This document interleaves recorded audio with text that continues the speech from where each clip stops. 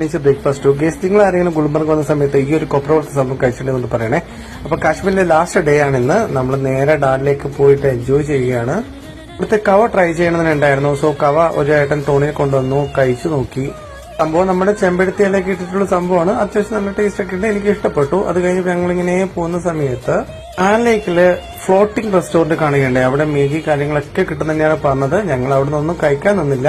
Kashmir secret ഫ്രണ്ടിനെ reveal ചെയ്യുന്ന ദിവസമായിരുന്നു നിന്ന് ഓരോ ആൾക്കാരും അവർക്ക് കിട്ടിയ സീക്രട്ട് ഫ്രണ്ടിനെ റിവീൽ ചെയ്തു. ഞങ്ങളുടെ കൂടെ ഉണ്ടായ ഒരു സുഹൃത്തിന് ട്രെയിനിൽ നിന്ന് അവന്റെ സാധനങ്ങളൊക്കെ കളവ് പോയിട്ടുണ്ടായിരുന്നു. അവന് സീക്രട്ട് ഫ്രണ്ടായിട്ട് കിട്ടിയിരിക്കുന്ന ഫ്രണ്ട് ഈ ഒരു ഗിഫ്റ്റ് ആണ് അവന് കൊടുത്തിരിക്കുന്നത്. ഗിഫ്റ്റ് നിങ്ങൾക്ക് ഇഷ്ടപ്പെട്ടെന്ന് കമന്റ് ചെയ്യണേ. അതിനുശേഷം എല്ലാവരും ടാറ്റ പറഞ്ഞു പരസ്പരം പിരിഞ്ഞു. ഞങ്ങൾ കുറച്ചുപേര് ഭക്ഷണം കഴിക്കാൻ വേണ്ടി പോയി. അവിടെയുള്ള രോഹിത് ജോഷി എന്ന് പറയുന്ന മട്ടന്റെ പിവ എനിക്ക് കഴിക്കാൻ ആഗ്രഹമുള്ളതുകൊണ്ട് ഞാനത് കഴിച്ചു. നല്ല അടിപൊളി ടേസ്റ്റ് ഉണ്ടായിരുന്നു. നിങ്ങൾ വരുന്നുണ്ടെങ്കിൽ എന്തായാലും ടേസ്റ്റ് ചെയ്യുക.